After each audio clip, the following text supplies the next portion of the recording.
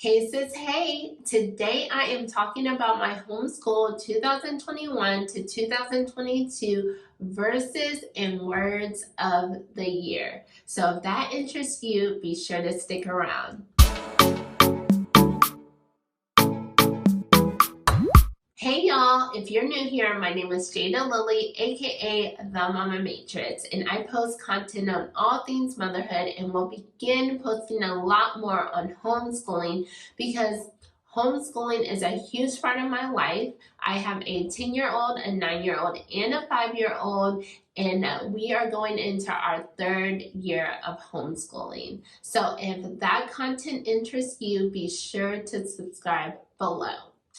Today, I will be sharing my verses and words of the year, and I am so excited, so excited. It took me a while to figure it all out, but it is figured out. It is written down in ink in my planner, so it's not changing. It will not change. So yeah, I'm gonna just jump right into it. I have 4 verses of the year, and I have 4 words that I have picked out for the year. So I'm gonna just jump right into the verses. Now, the first 3 verses are verses that I feel like are mainly for me as like the mama, the homeschool mom, like that really encourage me and keep me grounded and focused. And the last verse I'm going to share is for like me and the kids. The first verse of the year is Proverbs Chapter 27, verse 18. It says, "Where there is no vision, the people perish, but he that keepeth the law, happy is he." So this is a verse that I often go to. It's a verse that since I've been homeschooling, I've kind of gone back to, and definitely a verse I go to when I am planning, like when I'm in full homeschool planning mode. But I chose this verse for the year as well because I feel like it's a verse that I need to come back to like daily to make sure that my actions are going towards the goals, going towards the vision we have for homeschooling. So that's why I chose this verse for a verse of the year. My second verse of the year is 2 Maccabees chapter 7, verse 27. I'm just going to read the last part of that verse. It says, "And nourished thee and brought thee up into this age and endured the troubles of education." So this verse is also a verse that I've gone to often since I began homeschooling, and I probably will always come back to this verse.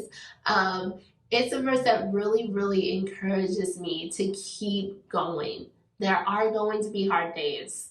Homeschooling can be hard. You will have hard days, but continue to go and remember your vision. My third verse is Proverbs Chapter 23, verse 26. Now, this verse has been a verse that I've recently been meditating on, like this summer, and it's a cutter. It is a straight cutter for me.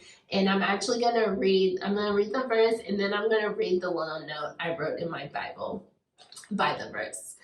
So Proverbs 23, verse 26 says, "My son, give me thine heart, and let thine eyes observe my ways." So the note I wrote in my Bible by the scripture is, "Must make sure I practice what I preach. Kids are always observing."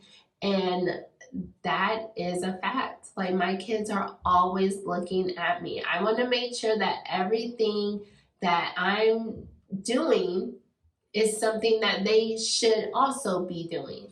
So back in the day, I don't know if people still use this, but people used to be like, "Do as I say, not as I do." I do not want to be like that at all. At all. I want everything that I'm telling my kids to do, I too am doing it.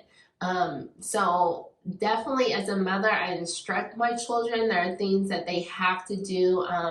When they wake up, they know there's a rhythm to our day. They know what they have to do right when they wake up. They have a checklist and they know they need to check off those things on their list, right?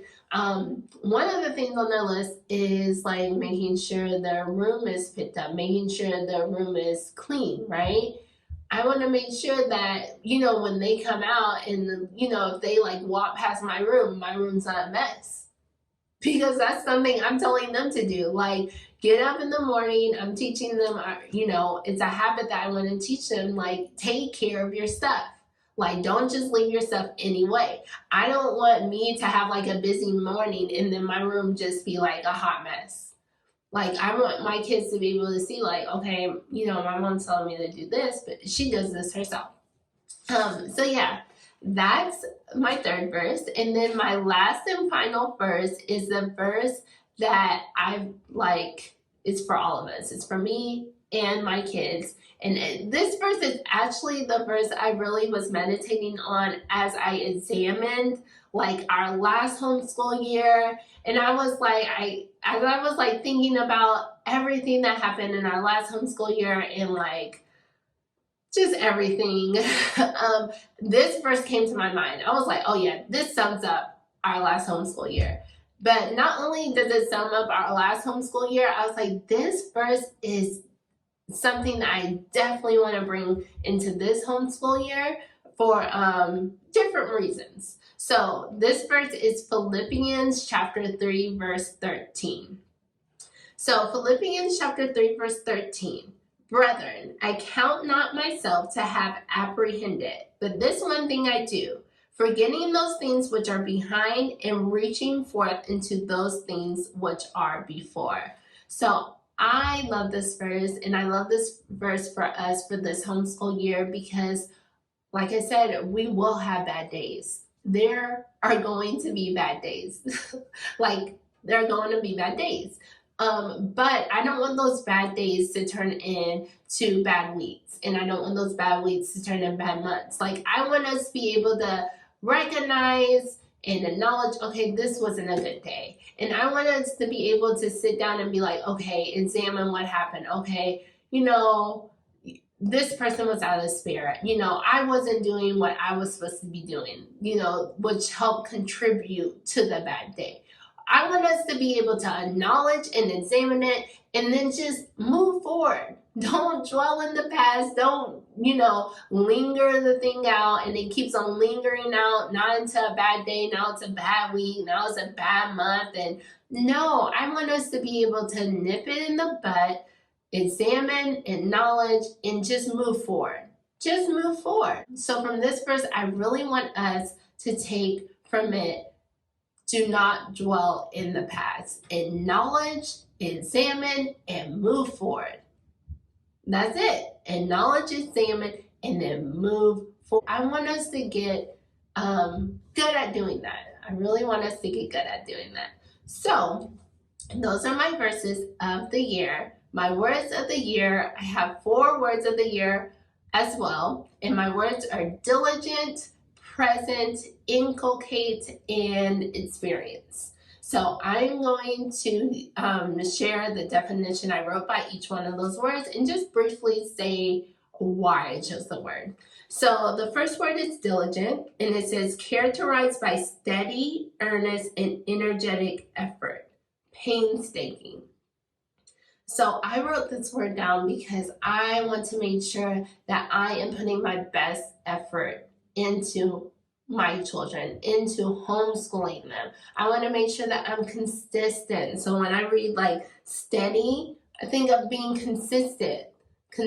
So that's something that I really want to focus on this year. Not just for me, but for my children as well. I want them to be consistent in how they show up, being ready to, take on the day, whatever lesson we're doing. I know for one of my children, they don't really like math. They're good at math, but they don't really like it. But I want, that child to show up every day and just be like, take it on, give it their best effort, right? Second word of the year is present. And the definition I put down is the period of time that is happening now. Simply put, I want to make sure that I am in the moment with my kids. My kids are growing up so fast, and I am so grateful. I'm so thankful. I know I'm so blessed to be able to stay at home with my kids. I want to make sure that I am present with them, that I am not just doing other things. I don't want to be a good multitasker. I figured that out this summer. I'm like, I don't want to be a multitasker. I don't want to be able to do this thing and this thing and this thing all at once. No, I just want to be able to focus on one thing. Now, I know some days I'm going to have to multitask. I know I'm going to, be trying to cook dinner and maybe be going over stuff, math stuff, with my youngest or my oldest or my middle child. I know it's going to happen, but if I'm prepared, it does not have to happen nearly as much as it's been happening. And to be quite honest, a lot of distractions like that take me away from being present are things that I don't even need. Like my phone. Like I can put my phone away for homeschooling them. Like I don't need my phone while I'm homeschooling. So that is just a word that I'm really, really, really dedicated to, and I'm really wanting to make sure that I do this homeschooling year. I really want to make sure I focus on that word. The next word is inculcate. Now, this word is a word that I heard from a class I watched. This word came out and the definition came out, and I was like, ooh, that's a good word. That's a real good word. And so this definition says, teach someone an attitude, idea, or habit by persistent instruction. And that's what I want to do every year. That is like a vision for our homeschool, to teach, to instill in my kids certain attitudes and certain ideas and habits by instructing them, by being persistent, by making sure I am instructing them day in and day out. So that's why I chose that word. And then my last word is experience. So experience, the definition I have is direct observation of or participation in events as a basis of knowledge. And this is something I have always tried to do just as a mother, is give my children different experiences. And so this is definitely something going forward that I want to continue doing. I believe, learning should be fun.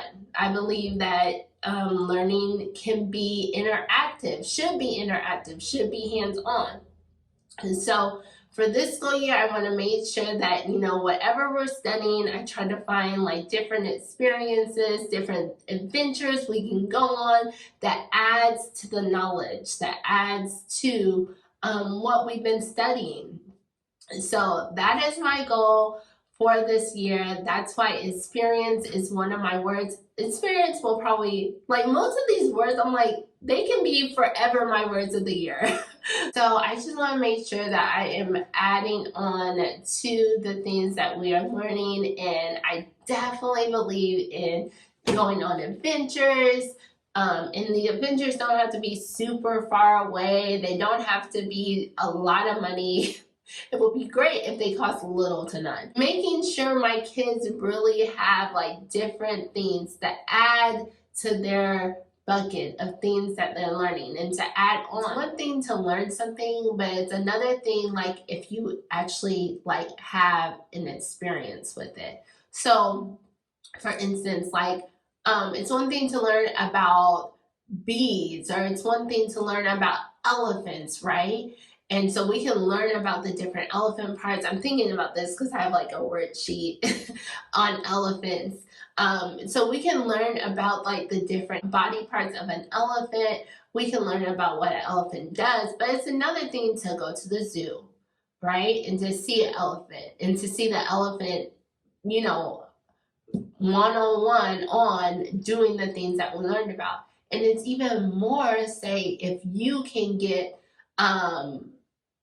someone that works with the elephants. So maybe you're not able to go right by an elephant, like, in hand's reach to touch the elephant and see all these things, but maybe you can speak to someone who does that for a living. that's a whole nother experience that adds on to things that you've already learned. So you've been learning about the body parts of the elephant, you've been learning about the different things an elephant does, but then to firsthand speak with someone that day in like works with elephants, and then to see an elephant face to face, and then it just adds on. It just all adds on, and I'm all about adding on to my kids' experience. Those are my verses and my words of this upcoming school year. I'm super excited about all of them. And I hope in some way this video has encouraged you or helped you in some kind of way.